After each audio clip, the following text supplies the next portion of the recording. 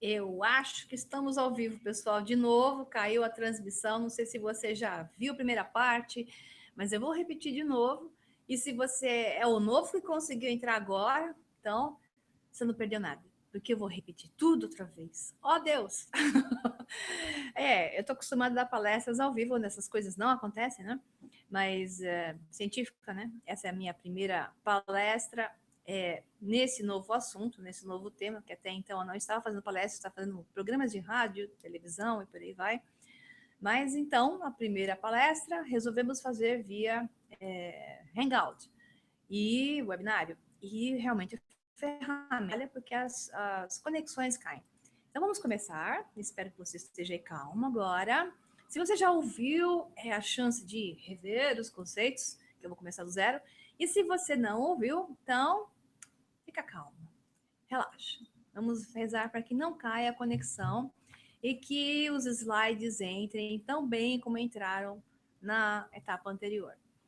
Então, o que eu tinha falado antes, na maioria, era só tinha contado um pouquinho sobre mim, porque muitas perguntas vêm, né, no meu inbox e também foram feitas via Facebook, direto, aberto, sobre que eu contasse um pouquinho sobre mim. Então, resumidamente, o que eu falei no programa anterior, eu disse que meus pais são espanhóis, casaram na Espanha, vieram para o Brasil. Eu nasci aqui, tenho nacionalidade dupla, né?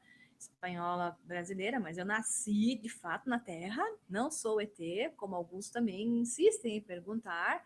Nasci na Terra, de pais terráqueos, ok? Nasci na região do Ipiranga, olha que coisa interessante, aqui em São Paulo. Então, na proclamação da independência do Brasil, ali bem do lado do Riacho do Ipiranga. E essa família não tinha muitos recursos, então o que eu consegui na minha vida foi, de fato, sob esforço. Então, desde pequena, eu tinha digamos, um entusiasmo que era de estudar. Isso sempre foi parte de mim, de conhecer e saber. Quando eu tinha uns 9 anos, 10 anos, o meu irmão me deu um livro que era Deuses, Túmulos e Sábios, de C.W. Ceram, e lá eu vi as grandes descobertas dos túmulos dos faraós, dos egípcios, a descoberta de Troia, da Mesopotâmia, antiga Suméria e por aí vai, os grandes arqueólogos. Isso mexeu comigo e me trouxe uma memória, talvez um acordo feito, de que esse seria um caminho importante para mim, na minha vida, no meu destino, porque eu sabia que eu tinha algo para fazer aqui quando eu cheguei, 5 anos de idade, eu já sabia que eu tinha algo para fazer, só que eu não lembrava o que era. E essa lembrança ficou quase que clara aos 10 anos de idade com esses livros que aí eu não parei mais de ler, eu parecia uma doidinha lendo sem parar. O que é até hoje, diga-se de passagem. Uh, Ao mesmo tempo, eu vivia misturando remédios no armário do banheiro lá de casa, e minha mãe, preocupada porque eu misturava remédios, isso era meio perigoso, eu fazia alquimias. E eu achava que eu estava criando o elixir da nova vida ou criando remédios que curariam todos os males. Então, isso explica porque eu já sabia desde pequena que eu queria ser alquimista. Mas quando eu cresci, eu vi que a alquimia era um emprego antigo, né? Mais da Idade Média, da Terra, e não do tempo presente, e não era possível ser agora. Então, por isso eu fui para a área da química e ciências exatas, e posteriormente fui para a área de Faculdade de Ciências Médicas da Unicamp, onde eu fiz a doutorado em farmacologia. Então, eu juntei essas partes, eu sabia também internamente que eu tinha que aprender, eu tinha que estar em ciências, na área científica, e ao mesmo tempo eu precisava de exatas, eu precisava de humanas, eu precisava de biomédicas, eu trafeguei por todas essas áreas, me formei em todas essas áreas na área de humanas também, na área de administração, para que o meu cérebro tivesse um pouco de tudo e eu pudesse processar informação como um todo.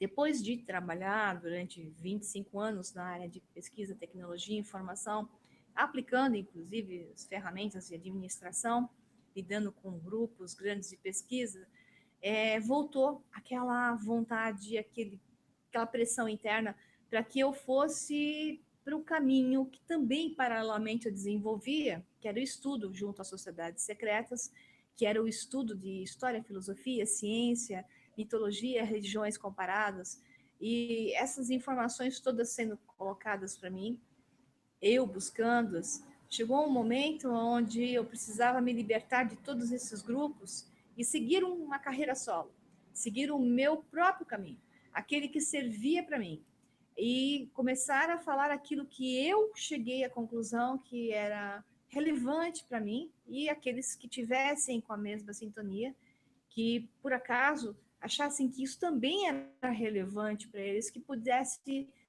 fazer facilitadora de seu próprio caminho, se juntassem e coletassem essas informações para que fosse, digamos, um impulsionamento para aqueles que ressonam comigo. Então, ao mesmo tempo em que eu estou constantemente aprendendo, e o que eu faço hoje é aprender, e simplesmente digo aquilo que eu aprendo, outros estão se juntando e criando grupos que estão também gerando esse conhecimento expandido e descobrindo o seu próprio eu. A informação, o conhecimento te dá a chance de você encontrar quem você realmente é, porque você vai ser capaz de comparar, você vai ser capaz de diferenciar, você vai ser capaz de criar o seu próprio caminho. Não precisa questionar, não precisa brigar com ninguém, não precisa desmerecer o outro, muito ao contrário. O que você tem que fazer é descobrir o que é relevante para você.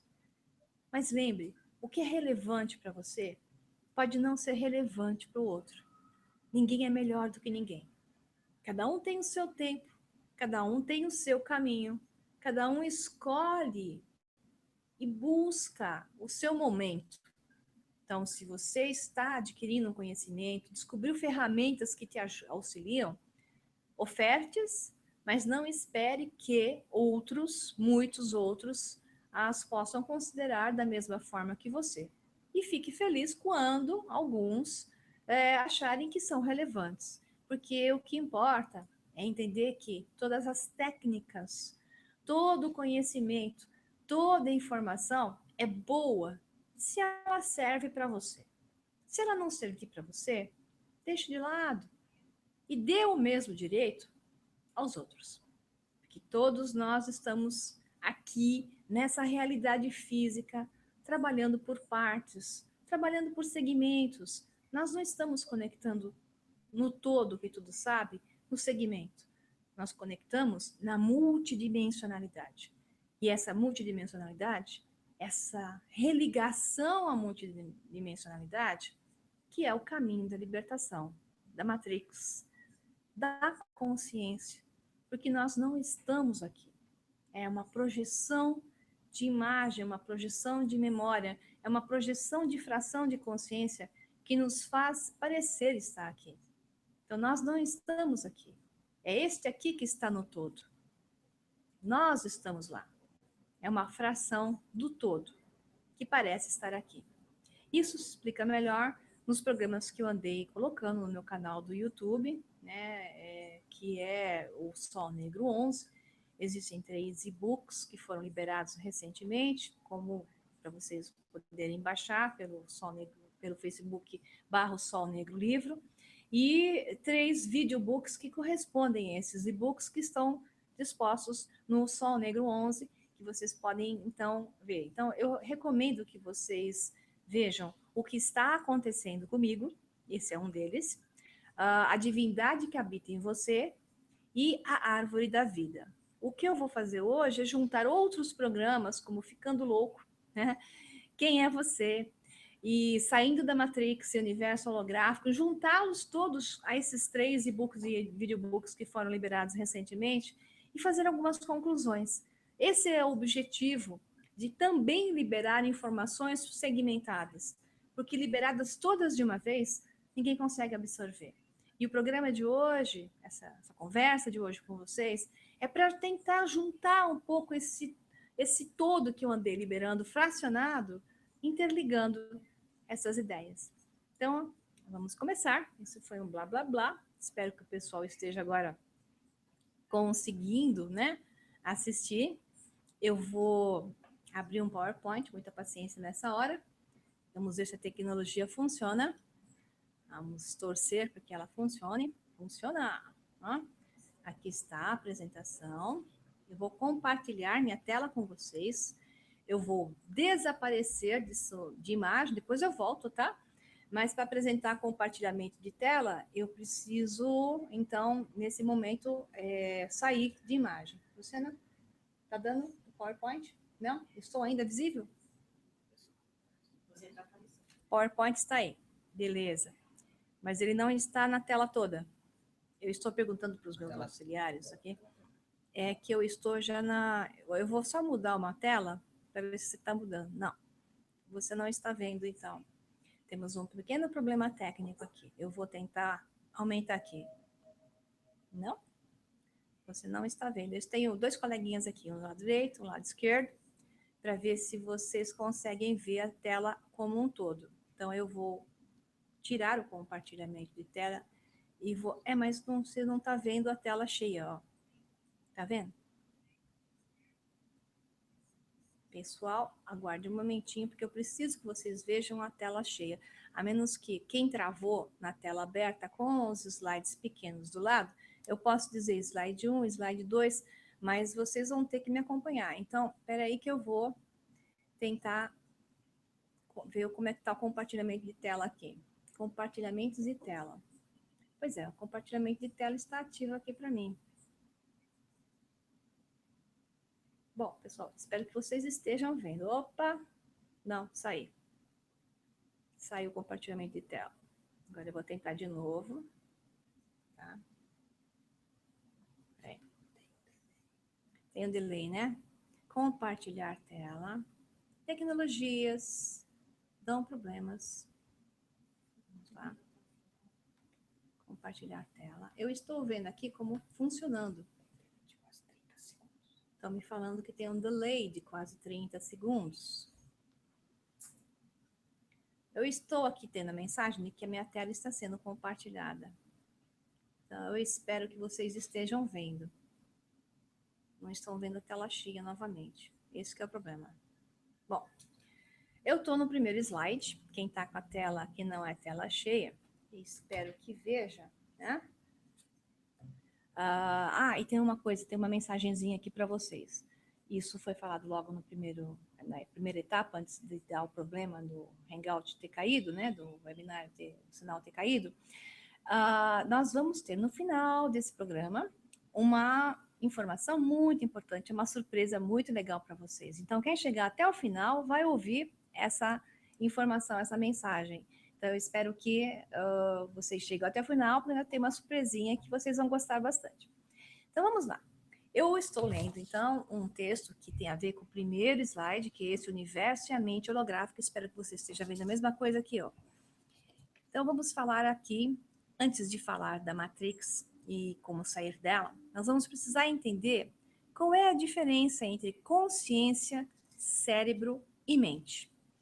Então, existem alguns conceitos que devem ser melhor aclarados para um maior entendimento do tema de hoje, né? Então, vamos começar a falar do famoso Dr. Pribram, neurocientista e neurocirurgião, que foi o primeiro a se referir ao cérebro humano como um sistema que processa de forma holográfica.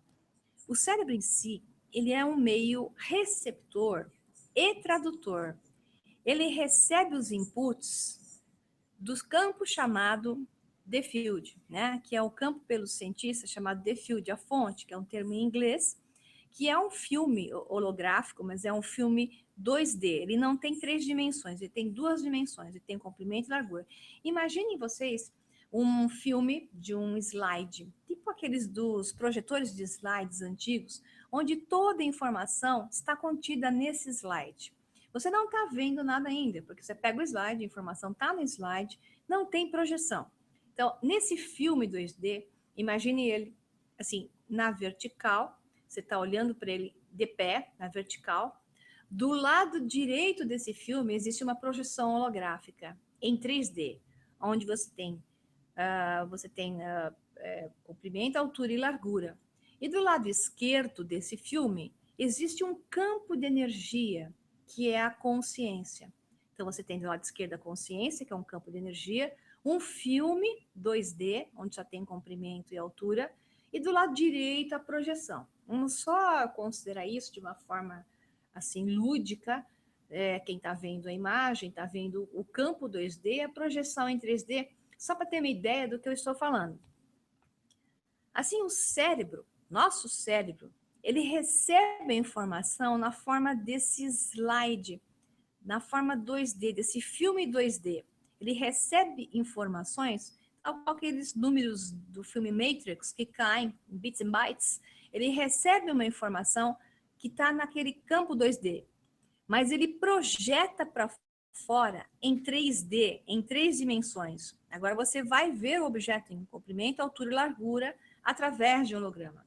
Então, o cérebro processa a informação em forma holográfica e a projeta para fora. Você vê uma coisa que, na verdade, é uma emissão de uma informação em 2D, que se transforma em 3D, e o cérebro recebe de volta através dos órgãos sensoriais. Portanto, o cérebro vai e percebe algo, ele recebe de volta e acredita que existe algo lá fora em 3 dimensões, porque ele tem os órgãos sensoriais para que faça a informação nova, e essa informação nova recebida no cérebro é processada, portanto, é percebida.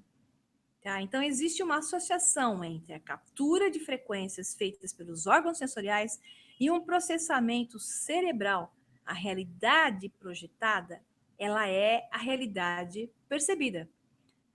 Então, não é o cérebro que cria, e sim o campo, o the field, ou a mente superior, que é um termo para os místicos. Mente superior é a mente que está acima da consciência segmentada aqui na 3D, na terceira dimensão de espaço, quarta de tempo, onde nós estamos. Então, a mente superior é a mente que envia as frequências que serão transformadas em um holograma. E assim, no processamento holográfico, é que é gerada a percepção da realidade. Eu creio numa realidade que, na verdade, está dentro de uma caixinha, que é o meu cérebro. Existe um trabalho que comprova essa teoria, e ele foi realizado por diversos neurocientistas, e ele é bem extenso. Eu vou falar um resuminho, bem resuminho dele. Então, foram vários voluntários, muitos voluntários, que receberam estímulos. O estímulo era feito ora no cérebro, ora em um dos dedos.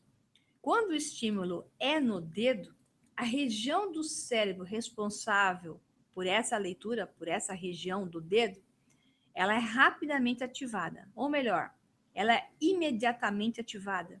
Interessantemente, algumas leituras, e muitas validadas com isso, davam são centésimos de segundos antes do estímulo ser feito no cérebro. Tá? Portanto, quando a região do cérebro era ativada, a região que correspondia ao dedo, a região do cérebro era ativada, o dedo demora a sentir o estímulo, gerando um gap, um tempo, um intervalo entre estímulo e resposta. Então, isso prova, e prova muito bem, que tudo é gerado no cérebro e a projeção para fora vem depois. Então, essa é uma boa explicação para aquele gap que existe entre sentir que algo vai acontecer e acontecer realmente no campo visual, o tal déjà vu, né?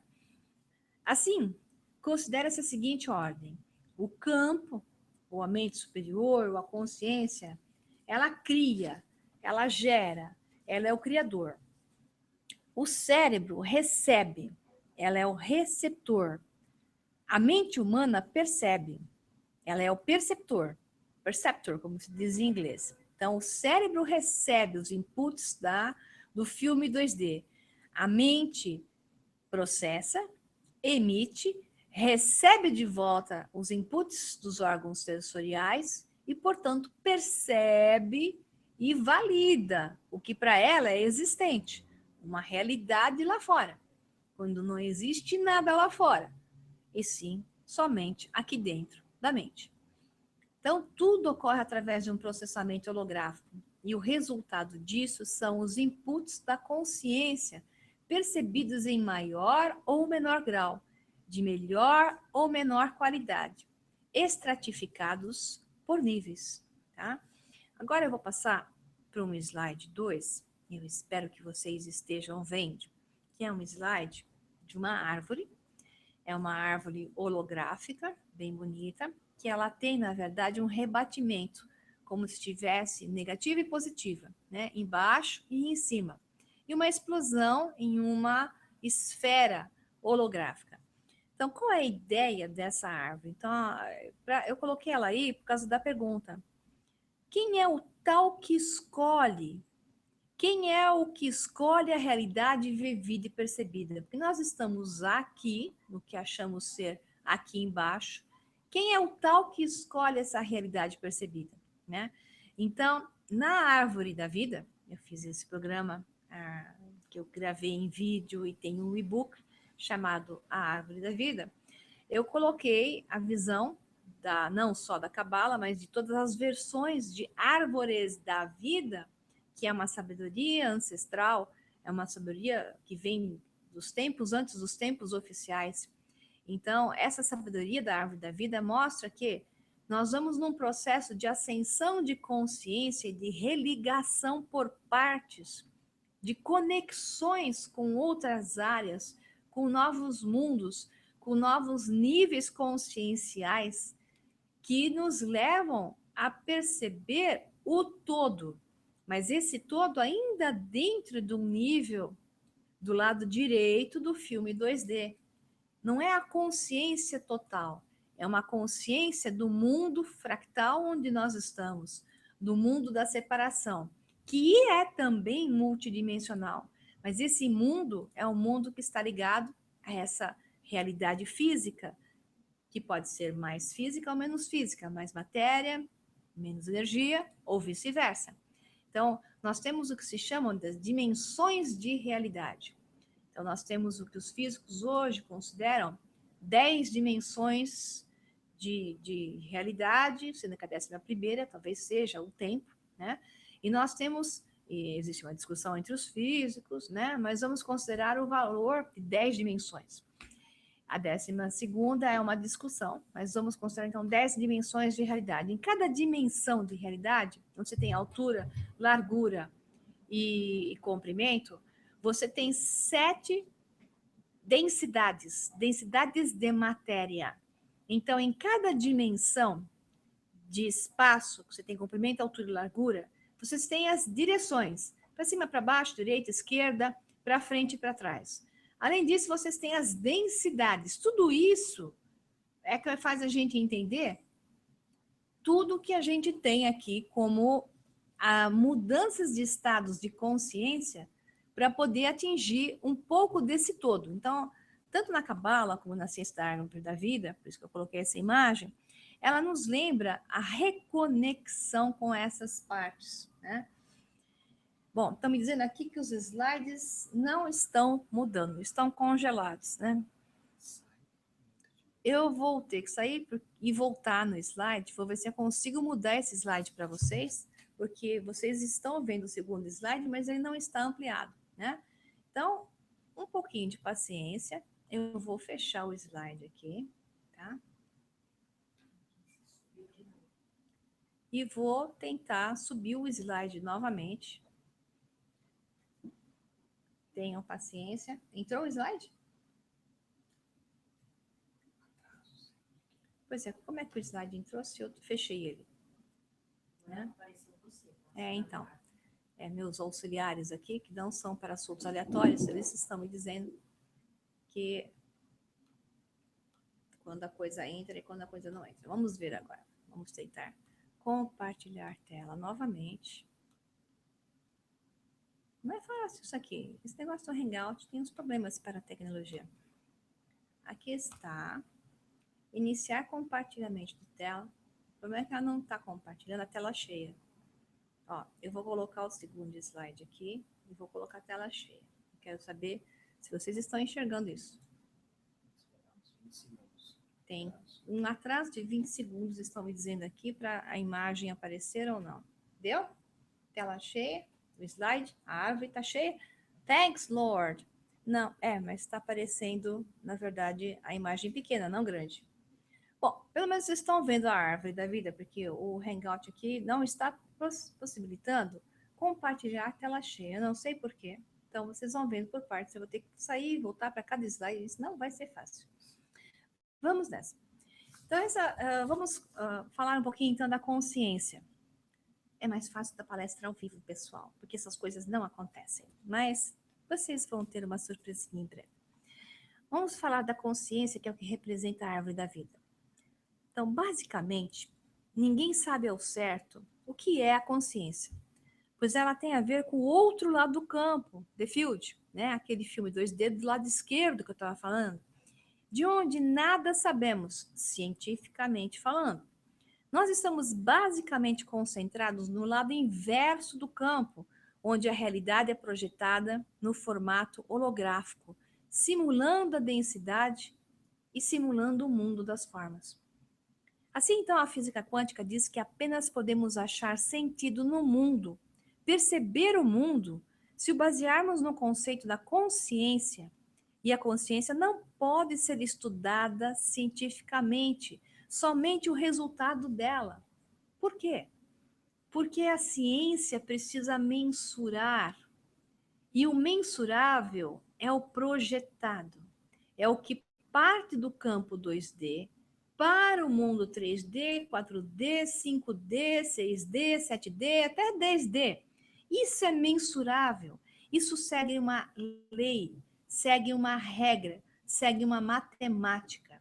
E, em função disso, a ciência pode mensurar. É nisso que a ciência acredita. Ela acredita e vê que existe do campo 2D à direita. Isso segue uma regra. Essa é a matrix. O que a ciência consegue medir, mensurar, trabalhar, validar, calcular é a matrix. Vamos por partes. Então, não é a mente terrena, muito menos o cérebro, que tem inspirações e imaginações. Quem cria não é a mente terrena. Não são essas partes que criam e inventam, e sim é a consciência que está fora disso, que envia informações para a mente terrena. De acordo com o físico Dr. Amit Goswami, que é muito simpático por sinal, ele deu um termo muito engraçadinho, que ele diz que a consciência é the thing, a coisa.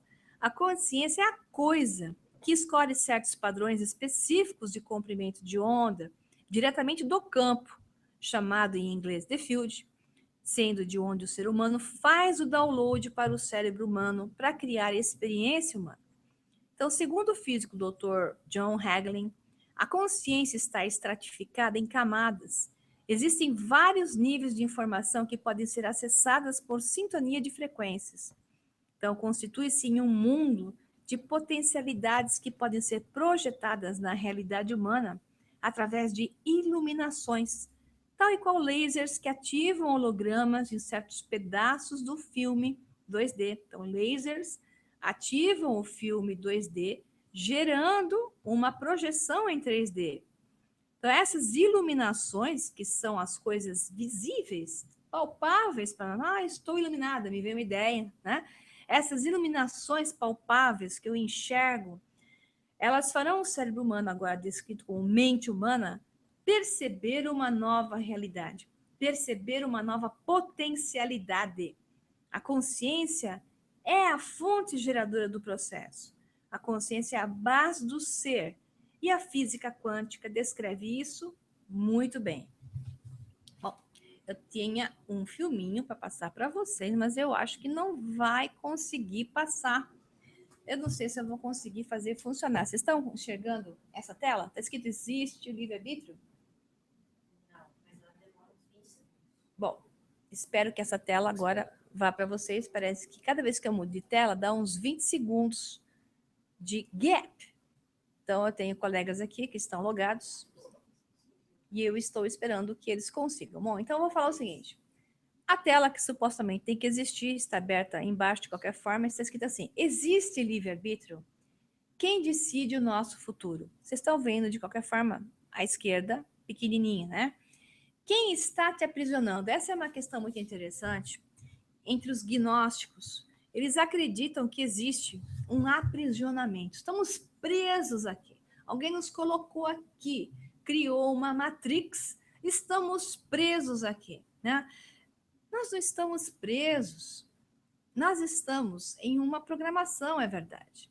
Nós estamos do lado direito daquele filme 2D. Nós estamos em algo que a ciência consegue mensurar. Algo que segue, sem dúvida nenhuma, um programa é como um jogo. É um jogo. É um jogo de videogame. Então, nesse jogo de videogame, o avatarzinho, que somos nós, ele pode passar de fases. É subir pela cabala, pela árvore da vida. Ele vai subindo em graus, vai atingindo novos estágios, mas tudo que ele pode fazer está dentro de um programa, porque essa consciência fragmentada está presa a um programa. Você só sai desse programa quando você se torna o programador.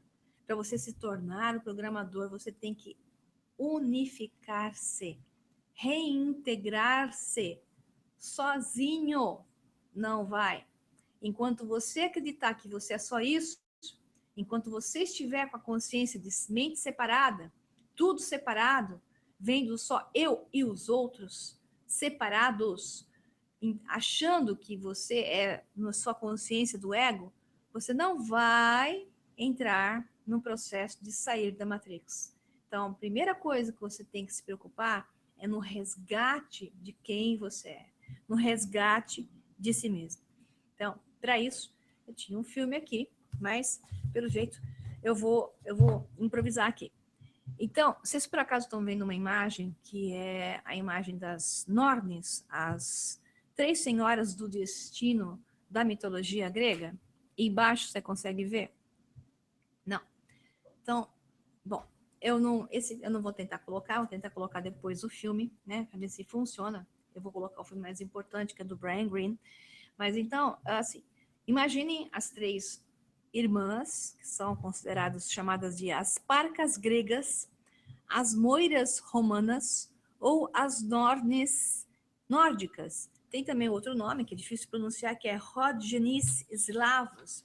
Então, essas irmãs são basicamente chamadas de as senhoras do destino na mitologia desses povos separados com o mesmo conceito, gregos, romanos e nórdicos germânicos, né? E elas tinham como símbolo mágico o fuso, a roda de fiar, os fios e a tessitura. Elas fiavam, mediam e cortavam o fio da vida, entoando canções que prediziam os destinos dos recém-nascidos e apareciam como deusas tríplices ou tríadas de deusas idosas, envoltas por mantos com capuz ou vestidas de branco, preto ou com idades diferenciadas pelas cores das suas roupas.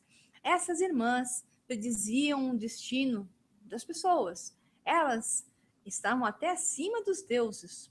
Elas teciam os fios que arquitetavam o que se chama então de Matrix, a realidade física, essa realidade de dimensões físicas, essa realidade do universo onde se pode ver, perceber uma mente que percebe através de órgãos sensoriais. E isso, então, existe um destino. Existe um destino programado, existe um programa. Existem os programadores. As Nornes, ou Parcas, ou Moiras, como queira chamar, eram, então, mitologicamente, a representação desse destino. Mas não é um destino impossível de ser vencido, porque no homem existe o livre-arbítrio.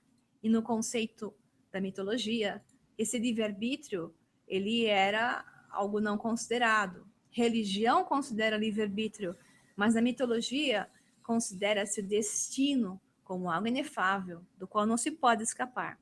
E, interessantemente, nós temos um físico falando disso, que é o Brian Greene, que fala a respeito do que a ciência considera como livre-arbítrio. Se existe livre-arbítrio na ciência. Eu vou tentar colocar isso para vocês, vou ter que sair novamente, né?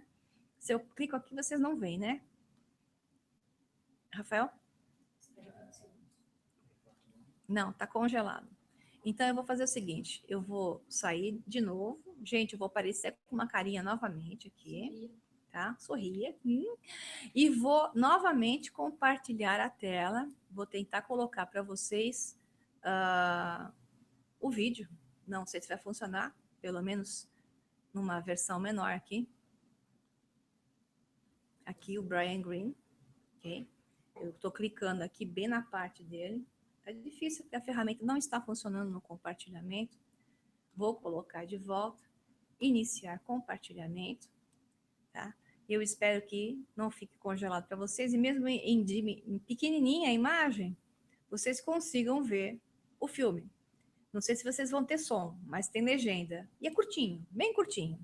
Então é uma declaração do Brian Greene dizendo o ponto de vista da ciência. Entrou agora a tela, estou vendo aqui no meu caro colega Rafael do meu lado, tá? Então, espero que o filme role. Não sei se vai ter som, gente, mas é curto. É o Brian Greene, físico, teórico, fantástico, Universidade de Columbia, um dos maiores físicos da atualidade. Para as meninas, fiquem contentes, porque ele é bonitão. E ele vai estar falando rapidamente a visão da ciência sobre o livre-arbítrio. Vamos ver se sai.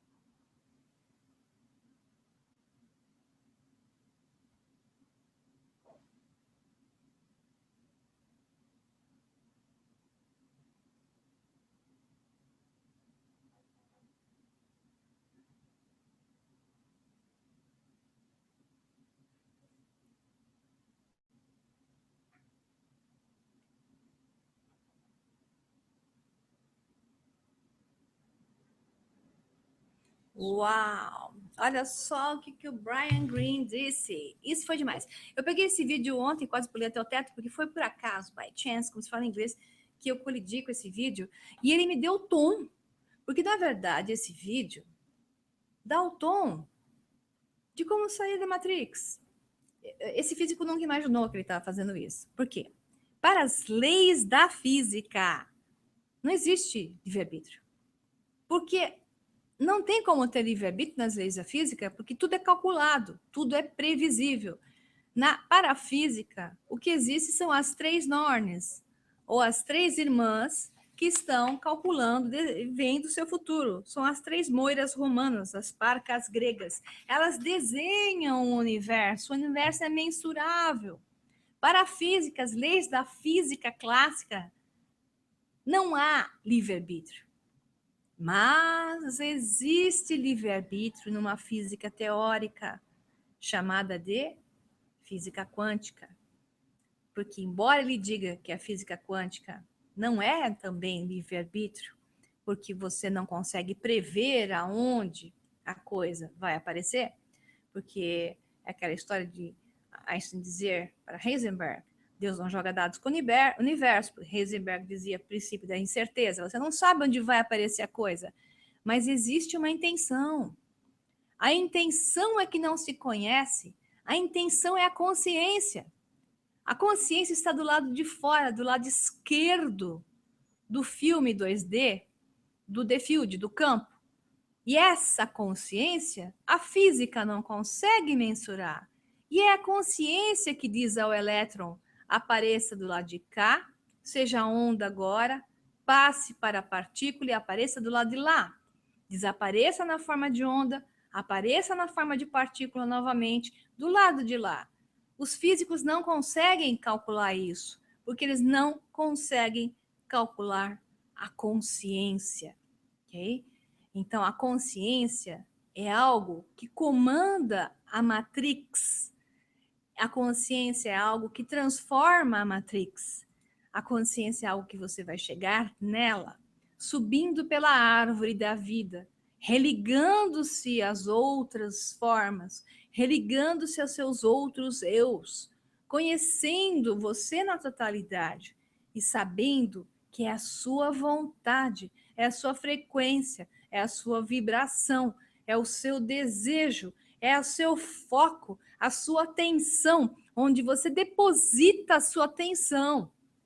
É lá que o elétron se manifesta, é lá que a partícula surge. Então, para a física quântica, uma matéria, ora é matéria, ora ela é energia. Um elétron, uma partícula, ora é matéria, ora é energia. Eles não sabem aonde ela vai surgir, mas você vai poder fazê-la surgir onde você quer, a partir do momento que você coloca a sua atenção. Então, se você está colocando a sua atenção em coisas negativas, na crença da falta, a falta é o que vai existir. Se você coloca a sua crença positiva na abundância, pois o universo é abundância. Veja bem, o universo é abundante, tudo é abundância. Quando você tem falta, é porque você está na abundância ainda. Você está na abundância da falta. Tudo é abundância. Não existe falta no universo. Você abundantemente pode estar manifestando a falta, porque a tua atenção está na falta e não na abundância, que de fato é a única realidade do universo. Ok? Então, o seu livre-arbítrio, ele vai ser inferido a partir do momento em que você entender que é você e tua atenção que se torna a mente consciente e que então manifesta o que você quer ver e para de manifestar o que você não quer, porque você manifesta o seu pensamento, o teu sentimento, a tua crença. Então, para entender melhor isso, que eu não vou me estender tanto, né? Senão eu vou me desviar do objetivo, existe um outro programa que está no meu canal do YouTube, o Sol Negro 11, que é Ilusão ou Realidade, a manifestação mágica, onde eu foco exatamente nesse ponto.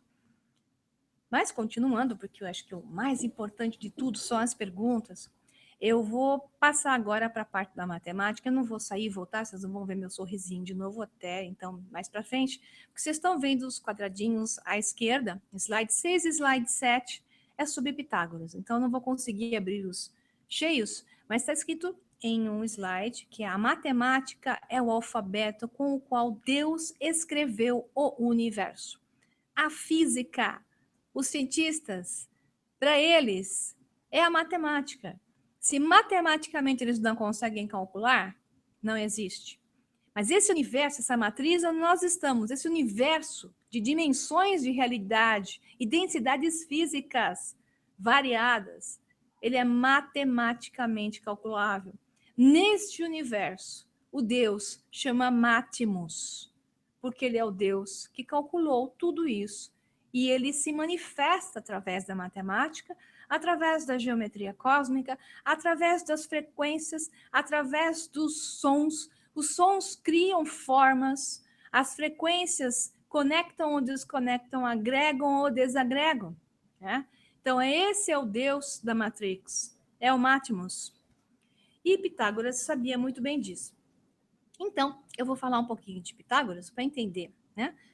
Bom, segundo a tradição, a pitonisa do oráculo de Delfos, aquela que era, então, o oráculo principal, que canalizava o que ela chamava de Apolo, avisou aos pais de Pitágoras, que eram um rico joalheiro e sua esposa, que o filho esperado seria um homem de extrema beleza, inteligência e bondade, e iria contribuir de forma única para o benefício de todos os homens.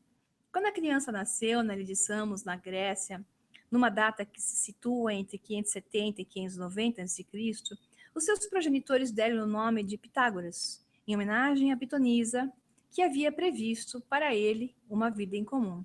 Observação que pitonisa vem de Piton, a serpente, e Pitágoras, então, é aquele que tinha a serpente. E a serpente está ligada à sabedoria. Também no meu canal Sol Negro 11, recomendo assistirem a sequência de programas que são 4 sobre dragões e serpentes, para entender e desmistificar a inversão que foi dada ao conceito da serpente, que a serpente, então, é a serpente de sabedoria.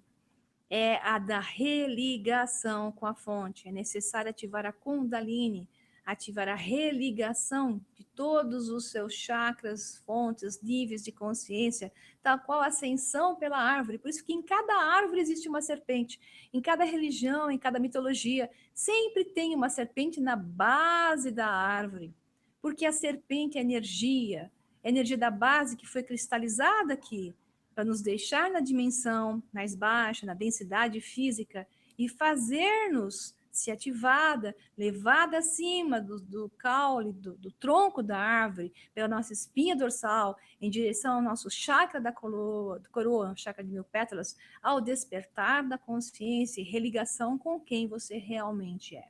Portanto, a serpente é uma visão positiva e é uma energia que se pode trabalhar com ela para essa religação e se deve, né?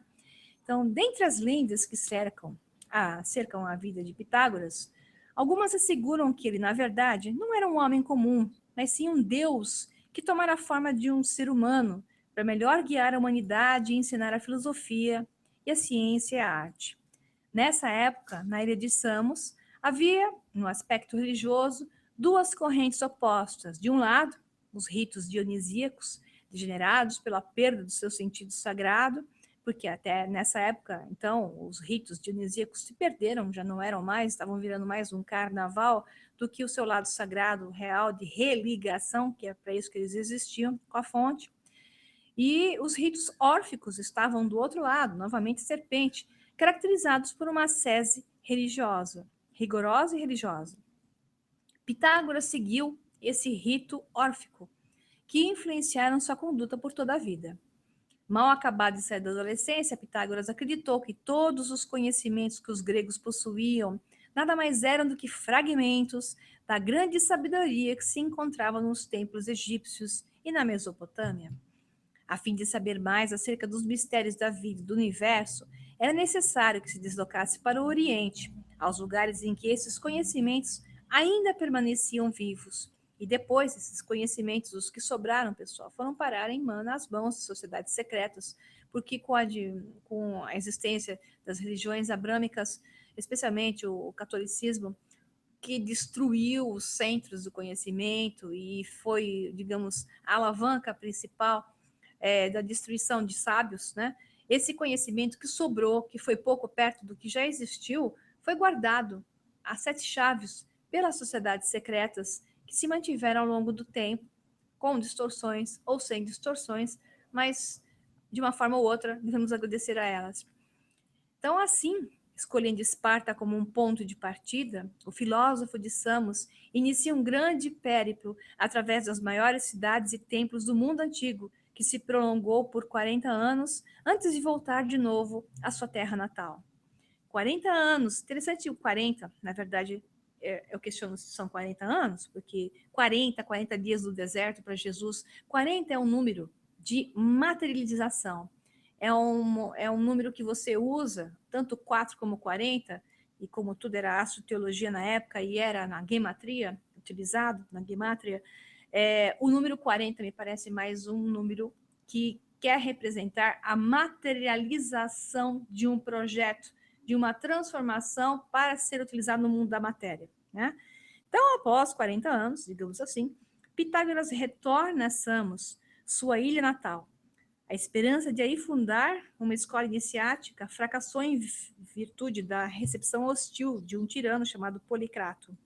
Então ele foi para Crotona, onde ele foi recebido e lá fundou, na Itália Meridional, uma escola iniciática conhecida pelo nome de Fraternidade Pitagórica. Aí foi onde surgiu o centro dos iluministas, posteriormente chamados de Illuminati originais, que eram positivos até então. Ali reuniu, né, um grupo de discípulos a quem iniciou nos conhecimentos da matemática, música, astronomia, considerado como a base de todas as artes e ciências. Então, Pitágoras, na sua linguagem dos números, ele designava Deus pelo número 1, ou 10, que 10 e 1 é o mesmo número, é 1. Para a numerologia pitagórica, né? E a matéria pelo 2. Exprimir o universo pelo número 12. Lembrem do 12, que no final aqui do programa eu vou dizer para vocês, né? Então, eu exprimia o universo pelo número 12, resultante da multiplicação de 3 por 4. Quer dizer, Pitágoras concebia o universo composto por 3 mundos particulares que, encaixando-se uns nos outros através dos 4 princípios ou elementos da natureza, desenvolviam-se as 12 esferas concêntricas. Ao ser inefável que inundava essas 12 esferas sem ser captado por nenhuma delas, então o filósofo de Samos chamava-lhe Deus. Então, notem bem, ele falava das 12 esferas. Hoje os físicos falam em 11 dimensões, agora estão falando em uma 12ª. Então, são níveis de consciência, níveis de realidade, ainda dentro da Matrix, digamos assim. Essas 12 esferas são contidas dentro de um programa. Então, essas 12 percepções de níveis de realidade. Ele chama de Deus, mas eu chamo de Deus da Matrix. Tá? Então, essas esferas seriam uma representação desse Deus. Então, Pitágoras conhecer e aprender esse conceito no Egito e aplicava o número 12 ao universo. Interessantemente, os egípcios consideravam, na verdade, o 13º número como o divino, o 13. E também era assim para os caldeus e outros povos. Os caldeus da antiga, abaixo da antiga Suméria, que ficava no norte do que atualmente é Iraque, né? Na região da Mesopotâmia, do Tigre e Eufrates. Tá? A instituição do zodíaco, com seus 12 signos, é uma demonstração cabal desse conhecimento. Então, o filósofo considerava o homem um universo, uma escala reduzida. E no universo, ele via um grande homem, aquela história de imagem e semelhança.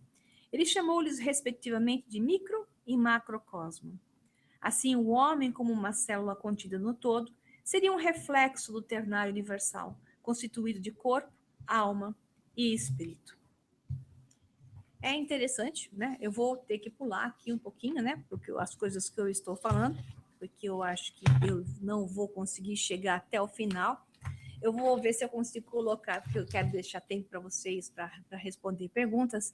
Eu vou colocar um filme, vamos ver, eu vou ter que sair de novo, que é um filme do Bashar. Deixa eu ver se eu consigo ver, se eu consigo chegar aqui nele. Tem algumas coisinhas engraçadas para projetar, mas nós estamos com problemas de projeção.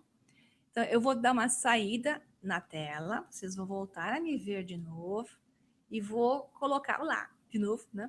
E vou voltar a projetar para vocês aqui uma imagem. Vou colocar o vídeo, que eu acho que é importante, que é um vídeo do Bashar. Então, vou conectar novamente aqui.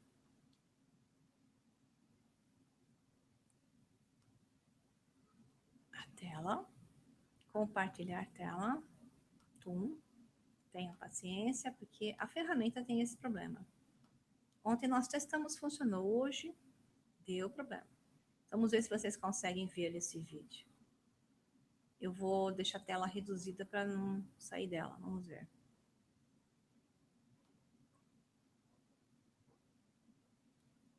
Foi.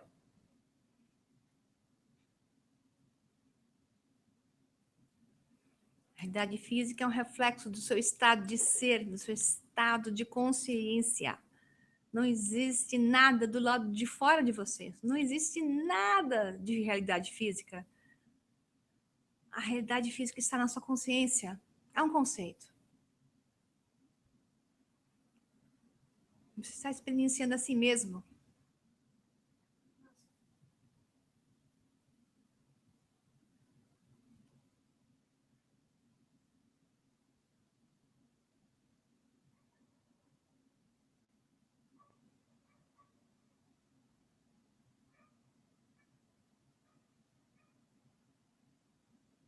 O que é espaço, o que é tempo?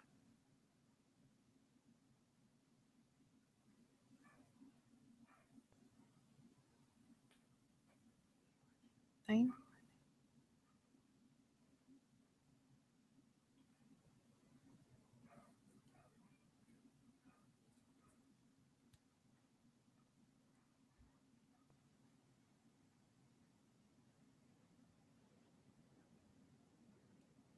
Tá vendo?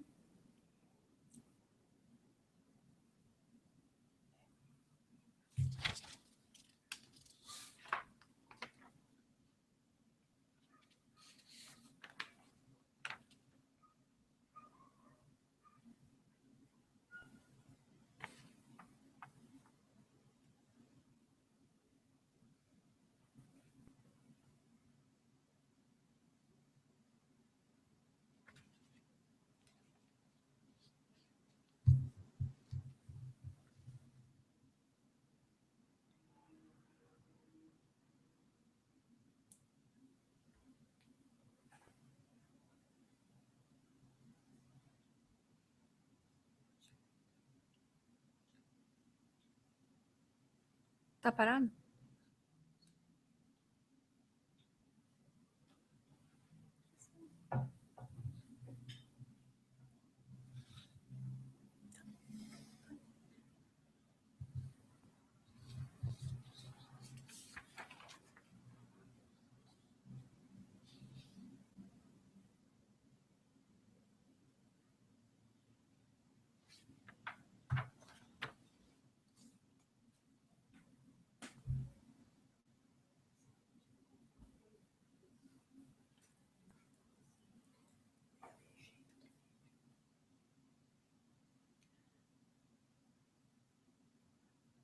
Não sei se vocês estão conseguindo ver, mas o que ele está falando é que, de novo, nós somos um reflexo da realidade.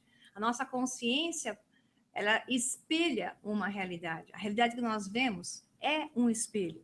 A realidade que nós vemos é o reflexo daquilo que nós temos dentro de nós. Então não adianta, é uma cristalização daquela ressonância, da vibração que nós somos. Então não adianta culpar o que vocês estão vivenciando, culpar pessoas, culpar o externo, porque, na realidade, tudo que você vê é uma cocriação sua. Tudo que você vê é uma participação sua. É cocriado? Tem outros influenciando? Tem. É uma cocriação. Mas você é o programador, nesse caso. Nesse caso, é você que está programando. Nesse caso, é você que está projetando. O filme que você está vendo é uma projeção sua. Então, se você quer mudar o mundo externo, mude a si mesmo. Essa frase que está em tantas religiões, ela não está à toa. Ela é uma realidade. Mude primeiro a si mesmo. Homem, conhece-te a ti mesmo. Homem, transforme-se internamente para o seu externo mudar. Torne-se o programador da Matrix, porque você não sai da Matrix estando no jogo da Matrix. Você tem que transformar o jogo, jogar o jogo. Esse jogo é incrível. Esse jogo é impressionante. Esse jogo é cativante. Torne-se o seu jogador. Saiba que a cada vez mais essa realidade está sendo plástica. Nós estamos num momento onde a realidade está se tornando plástica, nosso estado de consciência está aumentando. As pessoas estão percebendo que elas são o responsável, elas são os responsáveis pelo aquilo que elas veem. Elas estão assumindo essa responsabilidade. E, em função disso, elas estão entendendo como sair da Matrix. E você só sai da Matrix através dela. Você não foge dela. Fugir dela te prende a ela. Você sai dela passando por todos os estágios dela. E para passar pelos estágios, você tem que se submeter a ela. E esse é o jogo. O avatarzinho do jogo, do videogame, vai mudando de fase. E aí, quando ele abordar todas as fases, ele se transforma num novo avatar. E só através dela ele vai fazer isso. Então, quando o Buda disse tudo é ilusão, ele não quis dizer que nada é real. Ele quis dizer que as nossas projeções mentais sobre o que achamos que é realidade são ilusões. E também quis dizer que os elementos que formam o universo e cada forma que nós vemos, sólida, líquida, gasosa ou plasmática, se forem pegas e vistas a níveis subatômicos, elas não existem de fato. Ou pelo menos não existem como nós imaginávamos que elas existiam, como matéria física rígida. Portanto, tudo que vemos é Maia, o nome do meu personagem principal do livro, da série, da trilogia O Sol Negro. Tudo que vemos é Maia, é uma ilusão, por causa de seu molde ou forma, e não por sua essência real. Para o budismo, tudo é a mente. E essa ideia vem ganhando espaço no âmbito científico atualmente, pois mesmo que haja um mundo fora de nós mesmos, toda a nossa percepção da realidade é um acontecimento dentro do nosso sistema nervoso. Portanto, trabalhe a você internamente. É isso que você tem que fazer. Trabalhe a você. Expanda o seu conhecimento interno. Coloque a máscara de oxigênio em você. Na hora que o avião chacoalhar e perder uma descompressão, para você poder salvar quem está do seu lado, coloque primeiro a máscara em você. Antes de você apontar o dedo para alguém, aponte o dedo para você mesmo. Coloque a máscara de oxigênio em você. E só quando você estiver plenamente cheio de oxigênio é que você vai poder salvar alguém. Ok? Pessoal, infelizmente, eu tinha outros vídeos para passar, mas como não vai dar, em função da dificuldade da ferramenta, nós vamos passar as perguntas. Eu espero gravar esse programa, acho que eu vou gravar ele inteiro, tá? E depois eu vou postar eles no YouTube de acordo com o texto, de acordo com as imagens, por completo, ok? Então, eu vou fechar aqui e vou voltar para vocês. Aqui estou eu, sorria. E nós recebemos muitas perguntas. O Rafael Carvalho está aqui. O Rafael podia dar um oi aqui para o pessoal, que ele está do meu lado, está me ajudando. Dá um oi aqui. Aqui tem um auxiliar do lado esquerdo. Oi, pessoal. Oi. E tem do lado direito aqui a Luciana. Dá um alô aqui, tá? Que eu vou contar quem é a Luciana já para vocês, que é uma pessoa muito importante que eu preciso contar para vocês. Tá? Então, perguntas. Vamos à primeira pergunta. Vamos o tempo que nós temos aqui. Que o Rafael está me colocando no livro. A Lucília, ela está perguntando sobre livre-arbítrio. Se o livre-arbítrio foi usado na nossa programação antes de encarnarmos. É o que eu acabei de falar, o programa. O livre-arbítrio, ele faz parte da consciência. Então, quando o ser se torna consciência, ele tem livre-arbítrio. Quando ele entra na Matrix, ele acaba entrando no programa. Ele está no determinismo das irmãs, das normas, né? Ele está ali preso no programa, mas ele tem livre-arbítrio quando ele se torna consciente. Então, quando ele decide, quando ele observa, ele tem a decisão. E a decisão dá a ele o mundo quântico, que é o que o Brian Greene falou, o da probabilidade. Então, quando você se torna consciente, você sabe que a realidade não é fixa. A realidade é formada por várias versões de uma mesma. E o livre-arbítrio é ressonância e reflexo, onde você passa para a realidade que é a frequência e ressonância da sua própria vibração. Então, aquilo que você for, você vai ver. O livre-arbítrio te leva ao estado de mudança para uma realidade paralela, onde você vai ver o espelhamento que o Bashar falava, o reflexo do espelho. Então, o livre-arbítrio te mostra constantemente um espelho. Esse espelho, não adianta você só falar, eu quero isso, quero aquilo. Você tem que ser isso. Não adianta querer, você tem que ser. A primeira coisa é binas, é o estado do ser. Depois é fazer, depois é ter. Esse triângulo, ele é infalível. Mais uma perguntinha. Aqui diz o Anísio Castro. Karma existe? Ou só existe enquanto o subconsciente arraigar culpas ou desejos, impedindo a harmonia necessária para a conexão com o eu sou? O karma, ele existe, mas ele é autoimposto em níveis de consciência. Quando a pessoa não tem consciência, ela não tem karma. Nessa realidade. Ela vai ter karma quando ela readquire consciência. Por isso que muitas vezes você fala assim, pô, a pessoa passou a vida inteira aprontando, morreu numa boa, né? E gente que é tão boa, faz qualquer coisa e toma na cabeça, como eu já falei uma vez em um programa. Por quê? Porque tem consciência. Quando você tem consciência, o karma é autoimposto. Quando você sabe que você está errando, o karma é autoimposto. Quando você sabe que você não está fazendo a coisa certa, o karma é autoimposto. E quanto maior a sua frequência, maior a sua consciência, mais rapidamente você resgata esse karma nessa mesma realidade. Não quer dizer que as outras pessoas que aprontaram, que não tinham consciência, que se livraram dessa vida, não vão ter o resgate de karma em outra vida. Porque quando elas saírem daqui e reconectarem em outras realidades, elas vão ter, sim, em um nível de consciência maior, um resgate. Tudo que você faz é ação e reação. Mas depende.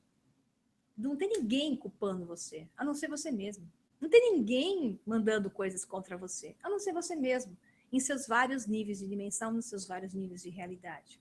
Tá? Então, o karma é autoimposto na multidimensionalidade. Entenda isso. Então, quando alguém que você acha que merecia ter passado um karma não recebeu, entenda que vai receber na multidimensionalidade. Tudo tem ação e reação. Né? Deixa eu ver outra aqui. Aqui o Marcelo Fernandes, está dizendo: olá, sei que o 33 é o número-chave. Gostaria de saber mais a respeito sobre este número e sua importância, porque muitas pessoas estão vendo esse número repetidamente. Eu sou uma delas. No meu caso, tenho visto essa combinação entre 5 ou 8 vezes ao dia. Bem-vindo ao grupo. Ele vem em número de placa de carro. Olá, Marcelo Fernandes. Bem-vindo ao grupo do 33. Tem o grupo do 33 e 44, 3377, 4466. Na verdade, são combinações, né? Que tem a ver com a matriz da programação. Mas não se apegue ao número. Sabe por que você estava em 33? Porque você botou atenção no 33. O 33 é uma flecha.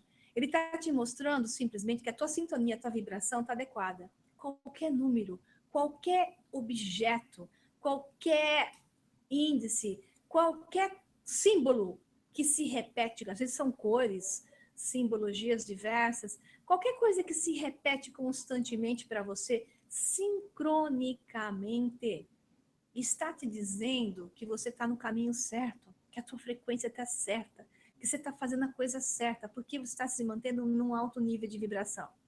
Quando você faz o que você gosta, quando você vibra positivamente, você está conectado no conduíte que te leva ao todo, para percorrer o tronco da árvore da vida, para subir na Kundalini, a serpente de luz ascender pela sua coluna e passar pelas 33 vértebras, por acaso, né?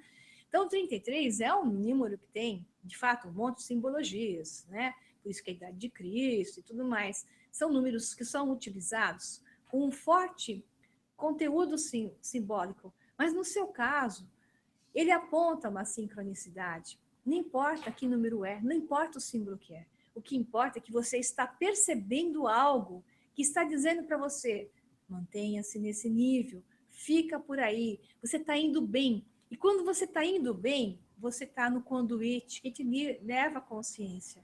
E nesse nível de consciência, você se torna o programador da Matrix. A realidade se torna plástica, ela é maleável, coisas magníficas começam a acontecer. Provavelmente, além do 33, você está vendo coisas interessantes, estranhas, acontecendo na sua vida. E isso é o que importa, ok? A Tatiana Galvão está dizendo o seguinte. Estou me dizendo que eu estou com pouco tempo, mas tudo bem, eu vou correr aqui. A Tatiana Galvão gostaria de saber também como podemos manipular de forma consciente e positivamente a energia vril. Isso é comigo, né? Na vida prática, nos meus livros, né? E sua visão a respeito da consciência ambiental, os recursos naturais da Terra são mesmo limitados? Então, a energia vril está ligada com o recurso da energia inesgotável. Então, eu coloquei isso nos meus livros.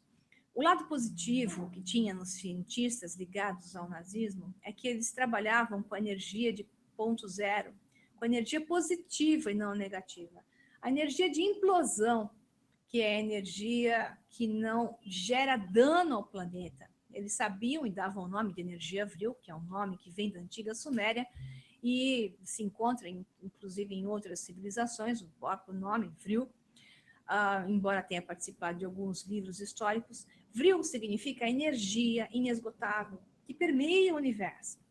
Essa energia é um campo inesgotável. Na verdade, o universo é inesgotável. A Terra é inesgotável, se nós trabalharmos com elas positivamente. Esses cientistas que trabalhavam aliados ao nazismo, que os americanos levaram todos e os russos levaram o resto, né? E esconderam os projetos mais interessantes para a gente usar nos que eram menos interessantes, diga-se de passagem, como a bomba atômica, por aí vai. Esses projetos mostravam que a energia que é obtida por explosão, que é da combustão do petróleo, ela é que detona o planeta.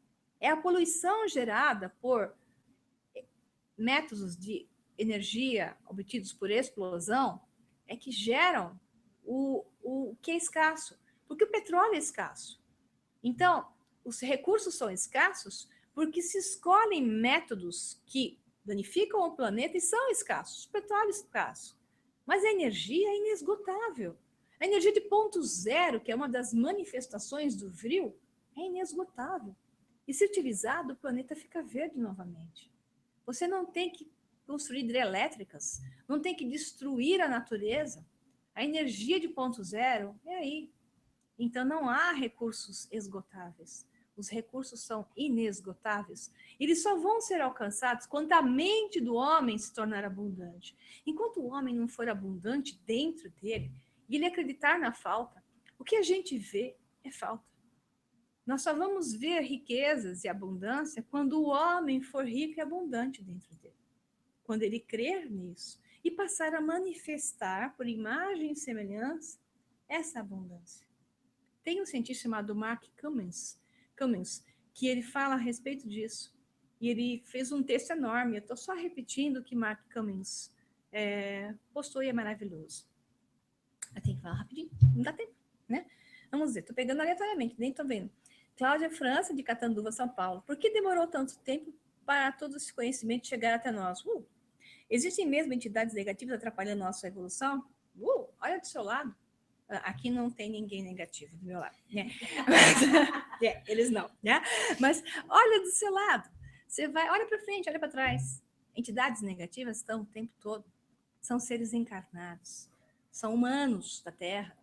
Essas são as entidades negativas com as quais você tem que se preocupar, tá? Então, tem humanos bons, com vibração alta. Esquece essa história de reptiliano, esquece essa história toda contada. Preocupe-se com o ser humano. Porque se o homem da Terra for bom, se o homem da Terra mudar como frequência, não há nada que possa chegar perto de você para te atrapalhar. Então, o que nós vemos hoje é uma programação de um programa feito por nós mesmos. Nós somos o programador. Quando nós nos mudarmos, não existem entidades negativas. Não existirá um vizinho chato, malvado, né? Não existirá o ladrão que te rouba na rua.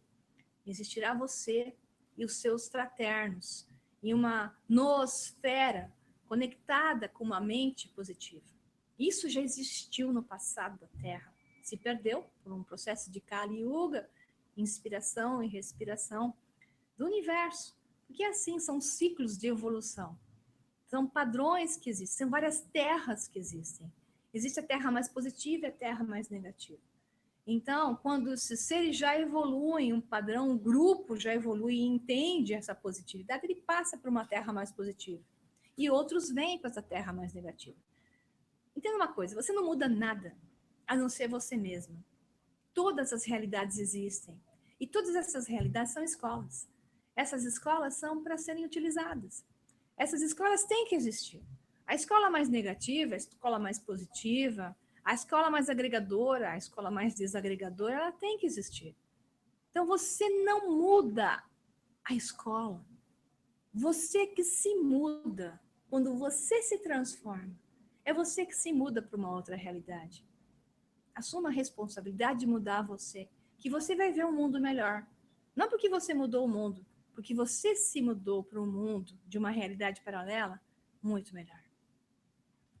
Espero que falando rapidamente vocês consigam entender. Lá. Temos tempo? Quanto tempo? Opa, estão me dando até as 10h20. Melhorou, gente? Vamos lá. Eu vou pegar mais algumas perguntinhas aqui. Essa de Tati Dung, né, ela escreve o seguinte. As crianças estão chegando agora no planeta, têm uma missão especial. Elas realmente estão vindo com o DNA atualizado. Vai ficar mais fácil para elas saírem da Matrix? Ajudar a humanidade a sair? Sim. Nós estamos nos mudando para realidades onde frequências e novas ligações são possíveis. Então, essas crianças estão chegando, elas mostram que, então, esta frequência e vibração desta realidade está aceitando um novo padrão mais conectado. Então, é uma coisa muito positiva, sem dúvida nenhuma, saber que o DNA está sendo modificado, ou melhor, o DNA está sendo ativado. Esse é o termo mais correto. O DNA sendo ativado faz com que novos níveis de consciência, novas frequências possam ser conectadas. E como a realidade é paralela o tempo todo, nós mudamos de realidade paralela para realidade paralela milhares de vezes por segundo. Embora pareça que nós estamos em uma realidade só, nós vemos movimento, tem até um filminho que vai passar, que pena, talvez eu consiga passar então para vocês, que mostra que tudo é estático. O movimento é uma ilusão. O movimento é uma ilusão porque nós nos movimentamos frame a frame, milhares de vezes por segundo. E porque nós temos frame a frame, milhares de vezes por segundo, temos a impressão do movimento. O movimento não existe. O que nós fazemos é mudar de frame para frame. Estamos mudando de realidade paralela para realidade paralela milhares de vezes por segundo. E é por isso que parece ter movimento. O movimento não existe. É uma ilusão. Tá? Eu vou pôr até o filminho para vocês verem isso. Então, nós nos mudamos o tempo todo. Só que nós nos mudamos inconscientemente. O que nós passamos a poder fazer a cada nível maior de consciência é migrarmos conscientemente para uma realidade paralela que é a desejada, que é a que eu quero, e não que eu estou indo inconscientemente. Quando eu me torno consciente, eu sou capaz, então, de entender que eu estou passando para realidades paralelas, novos mundos, novas realidades. E é isso que importa saber. Então, essas crianças, elas são diferentes da gente. Elas são diferentes porque elas têm essas conexões mais perceptíveis, digamos assim. Estou pulando a coisa, depois vou ter que voltar. O Paulo Freitas Júnior, ele escreveu assim: mas nossas experiências na terceira dimensão imprimem crenças em nós que são geradas por nossas interpretações. Isso, exatamente. Por que eu interpretaria negativamente ou a falta devido à experiência se eu sou a consciência abundante? O que é isso que julga ao contrário? O ego? O ego é um tipo de programa para nos fazer pensar ao contrário e possui uma força autônoma de ação? Seria o ego o Deus ao contrário para provocar o despertar da consciência geradora, causa primeira? Uau, gostei da pergunta. O ego é o seu amigo. O ego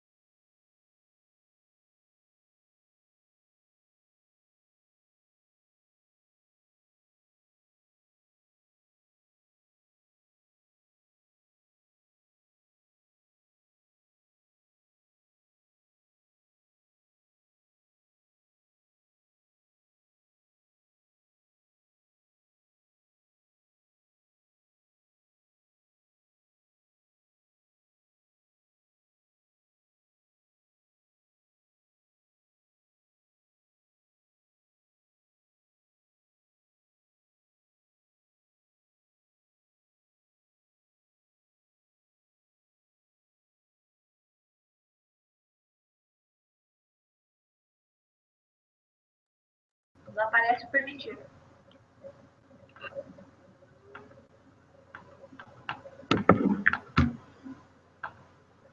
Não aparece permitido também. Sempre aparece, né? A partir desse... Não está aparecendo. Ele pediu para fechar o call. Que call?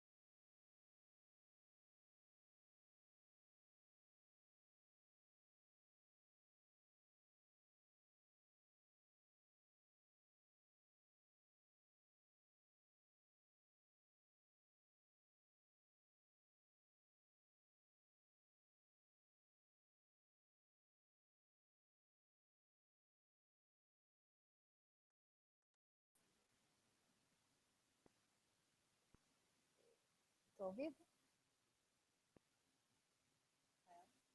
Não?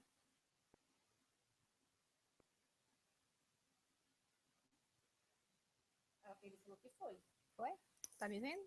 Abre o microfone. É que estava fechado. Aberto. Tá ativado. Bom, não sei se quem está me vendo, quem não está me vendo agora, porque caiu a chamada novamente. Problemas tecnológicos. Ele falou que você pode falar. Então, parece que alguns estão me vendo já. Tive que pegar o computador aqui da minha amiga Luciana, porque o meu apagou, não está voltando. Desculpe pela falha técnica. Infelizmente, acontece nesse tipo de hangout. Então, eu vou voltar na pergunta do Paulo Freitas Júnior. Paulo, se você estiver por aí, se você tiver voltado, né? Então, assim, o Paulo perguntou sobre o ego, né?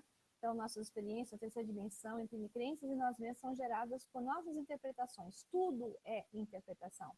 Tudo é um centro de credos. Tudo é baseado naquilo que eu penso, eu sinto, eu percebo. Então, eu crio um centro de egos. Assim, a gente cria padrões. Se cria um centro principal e terciários, secundários, credos menores em volta. Então, o que você experiencia está baseado nesses credos. Então, se você quer mudar alguma coisa, mude os credos. Mude aquilo que você percebe, que você sente, que você acredita. Eu sei que é difícil, gente. Estamos todos aqui trabalhando para mudar isso. Mas o quanto mais você tiver consciente, eu falo para mim isso o tempo todo. Às vezes eu mesma, com todo esse conhecimento teórico, que é tudo teoria, na prática, às vezes a gente escorrega. Só que sabe qual é a diferença? A gente se dá conta rapidamente. A gente se dá conta. Quando você vai adquirindo conhecimento, você se dá conta. E demora segundos para você rebobinar, né? Reload, volta a um padrão melhor.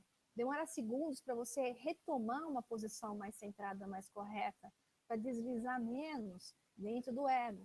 O ego não é um inimigo, é bem como o Paulo Freitas colocou aqui, ele já percebeu isso. O ego não é um Deus ao contrário. O ego é um padrão. Como é que você vai fazer uma pesquisa científica, por exemplo, sou cientista, né? Como é que eu ia fazer uma pesquisa científica? Como é que eu ia saber um resultado, se uma droga era boa ou se era ruim, se ela curava ou não curava? Se eu não tinha um controle negativo, onde eu sabia que tudo dava errado e mensurava o valor negativo, e se eu não tivesse controle positivo, onde eu exacerbava resultados. Eu não saberia se é bom ou ruim se eu não tiver esses limites. Então, o ego, ele nos dá esses padrões de limites. Ele nos dá uma visão do programa. Ele nos dá uma visão sobre quem é que está mandando. Ele te dá a chance de você se tornar você mesmo. Ele te dá a chance de despertar. Através do ego, você tem a chance de despertar. E quando você percebe esse outro que está com você, que é o ego, você então passa a entendê-lo. Fala assim, pô, quem está sentindo dor hoje? Quem se magoou hoje? Foi o ego. O ego, coitadinho, você está magoado? Foi o ego. Você fala assim, foi o ego. Eu falo, pô, Bruno, o meu ego está dolorido. Mas é o ego. É o ego que está dolorido. Não sou eu. Porque eu já estou consciente. Mas o ego está dolorido. Então eu dou um carinho pro meu ego, converso com ele, né? Seja bonzinho com o seu ego. Ele é seu amigo, não seu inimigo. Ele está aí para te mostrar quem é você. Para te ajudar a te mostrar que você é o verdadeiro ser. Você é o ser divino. Ele é seu amigo. Ele precisa de você. Ele vai te lembrar um monte de coisas o tempo todo. E ele está para te mostrar onde você precisa trabalhar. Porque se ele não estivesse aí, você não saberia trabalhar. Você não saberia ascender. Você não conseguiria evoluir se esse ego não estivesse aí. Entenda que ele é um grande amigo. Ele não é nada de negativo, ele é muito positivo. Quando você, então, percebe quem você é. Bom, tem mais algumas perguntas aqui, tem várias, né? Então, tem uma aqui, diz assim, Caroline Romano, deixa eu ver se entendi. Minha atenção em determinada coisa é que vai dar energia ao elétron para ele se materializar? Então, ela está falando sobre a experiência da dupla fenda, né? Sim, aonde você deposita a sua atenção, assim será. Onde você observar, colocar a sua atenção, é que vai se manifestar, porque você é Deus. Positivo ou negativamente, entenda que é o teu credo, a tua vibração, o teu pensamento, o teu sentimento, sim, Caroline, que manifesta a realidade. Né?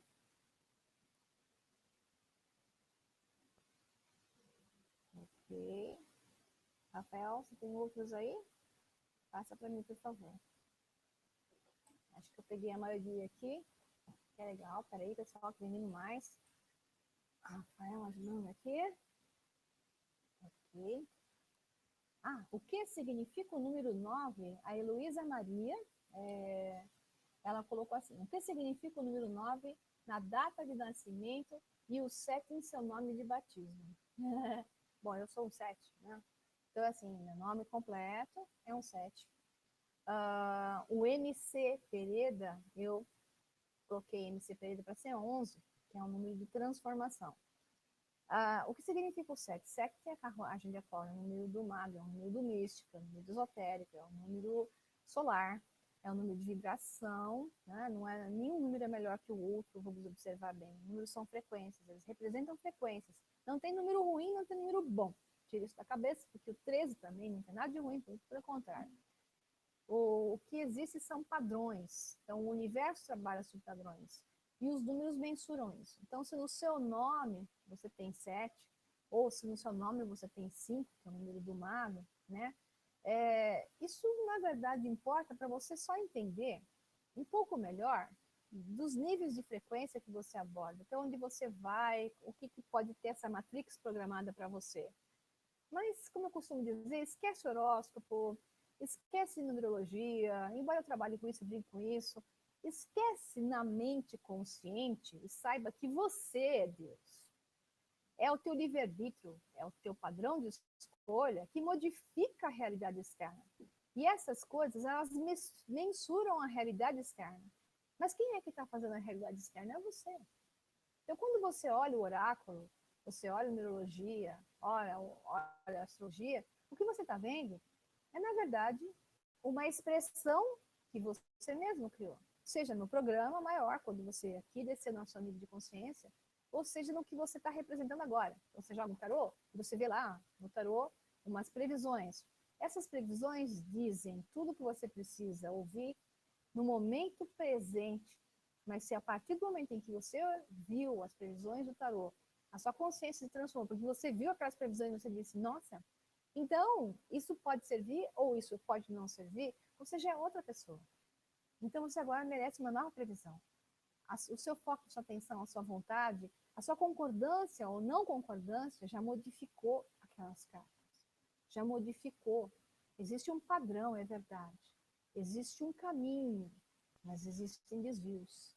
Existem outras escolhas. Existem outros caminhos. Então não se prenda a 9, 7, 11, embora a gente possa brincar com eles. E eu digo que é divertido brincar com eles. Eu mesma brinco bastante. Mas eu não me prendo a eles. Porque eu não me prendo a nada. E se você não se prende a nada, você é livre. Escolha ser livre. É melhor. Deixa eu ver aqui.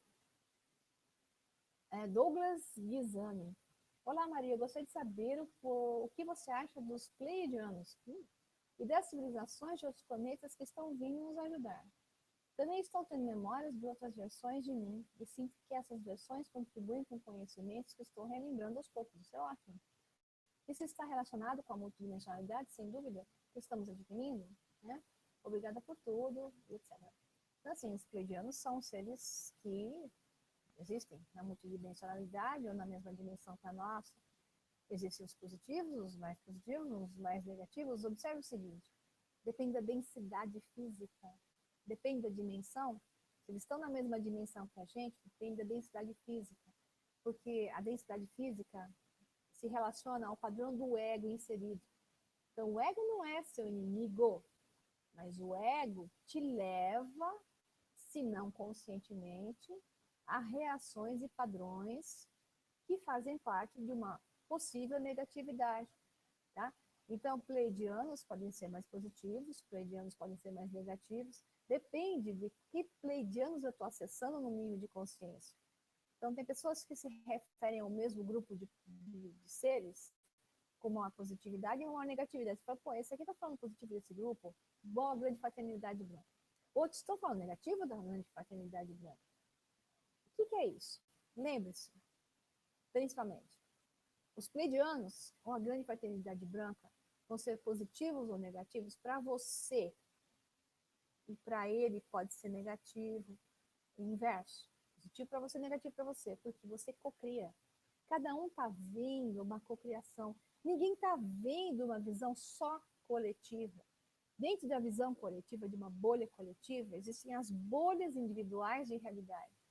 Então, quando alguém interpreta algo, ela interpreta, ou ela vê, ou ela recebe uma conexão, ela está na conexão dela, usando arquétipos. Essa história do Arcanjo Miguel, essa história do comandante Ashtar. O comandante Ashtar é ruim, o comandante Ashtar é bom, pobrezinho do comandante Ashtar. E provavelmente é um arquétipo. E as pessoas que conectam a essa visão desse arquétipo, elas vão cocriar a sua própria versão. Então, tudo que você vê é cocriado.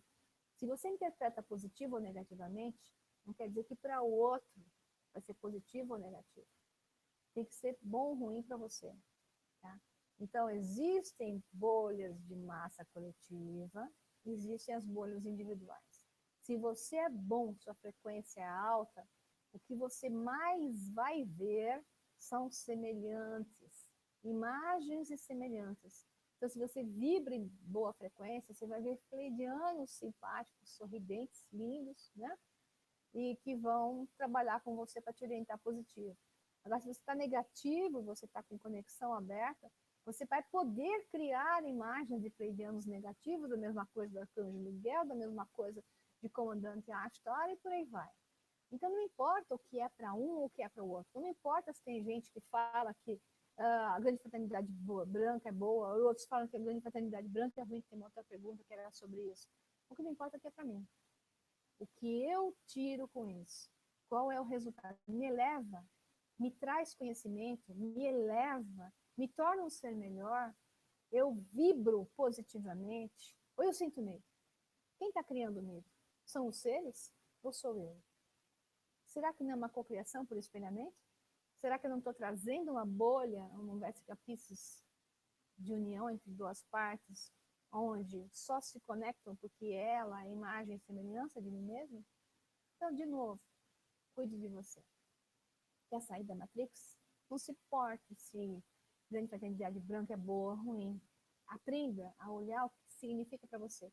Como você se sente frente a alguma coisa. Quando você tem um sonho, quando você fala com grupos de pessoas, quando você entra no local, como você se sente?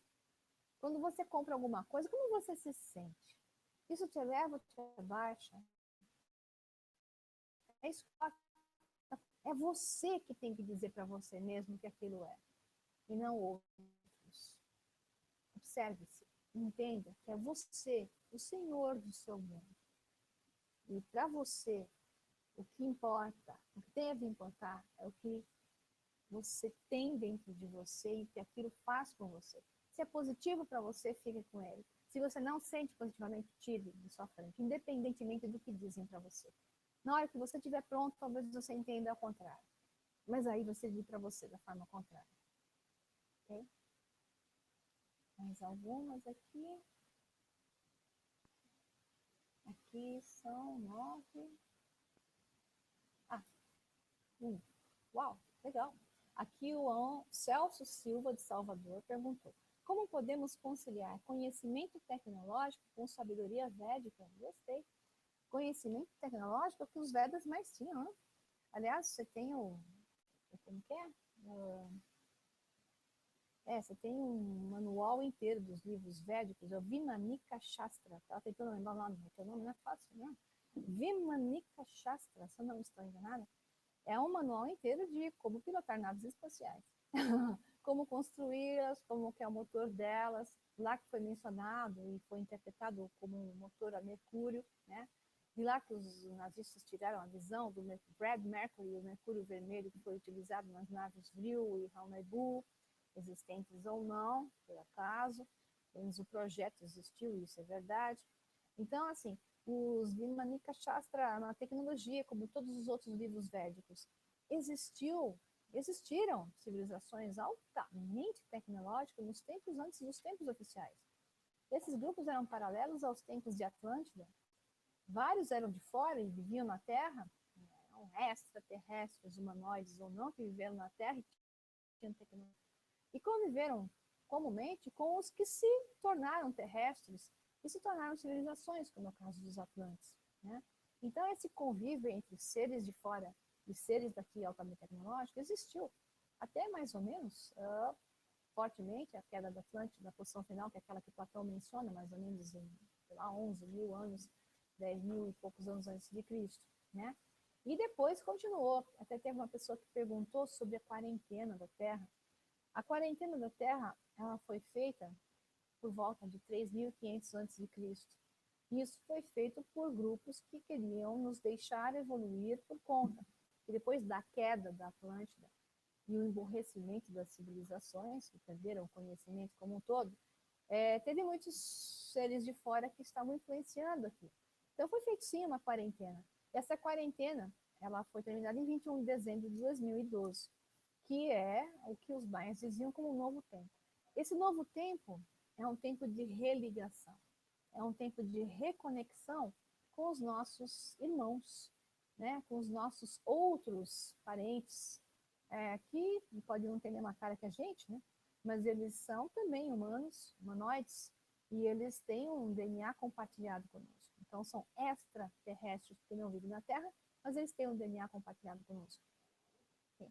Agora eu vou dar uma notícia muito legal, porque temos pouco tempo, estão colocando uma plaquinha na minha cabeça aqui, né? Então é o seguinte, pessoal, temos uma notícia muito boa, que é, eu vou pegar aqui para não errar, no dia 27/2, vai ocorrer uma palestra inaugural para a inauguração do Instituto Freedom, que é da minha querida colega Luciana, que eu coloquei aqui para colocar um tchauzinho para vocês. A Luciana é CEO, é presidente do Instituto Freedom, que é um centro para desenvolvimento humano, que vai ter vários tipos de trabalhos para desenvolvimento humano. E no dia 27/2 vai ocorrer a abertura do Instituto, e eu vou dar uma palestra inaugural ali, para todo mundo que quiser ir, grátis. Nós vamos anunciar isso pelo Face, tanto pelo meu como do Instituto Freedom, que você vai poder ir assistir essa palestra inaugural, que vai ser sobre ciência e espiritualidade espiritualidade e ciência, até eu esqueci o que eu ia falar, espiritualidade e ciência, uma palestra de aproximadamente 2 horas, é isso, Luciano? 2 horas, 1 hora, com perguntas, que segue, pode ir até esse tempo. E o que vocês precisam levar é apenas 2 quilos de alimentos não perecíveis, não vale levar sal, tá, pessoal? Tem que levar alimento bom, arroz, né? Massas, feijão, alimentos não perecíveis, 2 quilos, que vão ser doados para o Lar São José, que é um local que a Luciana conhece pessoalmente, ela acredita que é muito bom e que eles estão precisando. Então, eu conto com vocês. Dia 27 de fevereiro, está breve aqui, uma inauguração do Instituto Freedom. A minha palestra, então, vai ser Ciência e Espiritualidade. Só 200 vagas. Ela está escrevendo aqui para mim, com plaquinhas na minha cara o tempo todo. Ela é assim, minha amiga há mais de 20 anos, então eu conheço ela muito bem. Então, só 200 vagas, porque não cabe mais que isso lá, tá? Então, vão ser mandadas mensagens para você. Então, eu conto com vocês, pessoal. Temos tempo, Luciano, ainda? Não, né? Encerrando, já bateu na trave, já até passamos. Eu agradeço a vocês. 22 e 22, tá vendo? Os números sincrônicos, né? Agradeço a vocês, os corajosos que ficaram até agora, depois de tantas quedas, né, na internet e quedas no Hangout. Pena que eu não consegui mostrar tudo que eu queria, mas eu vou gravar um vídeo legal para vocês. Vou colocar tudinho inteiro do jeito que eu queria e vou postar, vou avisar vocês, vou colocar no YouTube. E eu espero vocês no dia 27/2, que a Luciana está lembrando de novo, tá? No Instituto Freedom, aqui de São Paulo, na região da Vila Mariana. Vai ser presencial, depois ela, ao vivo, né? Depois ela vai gravar e a gente vai postar também, mas a gente espera vocês lá.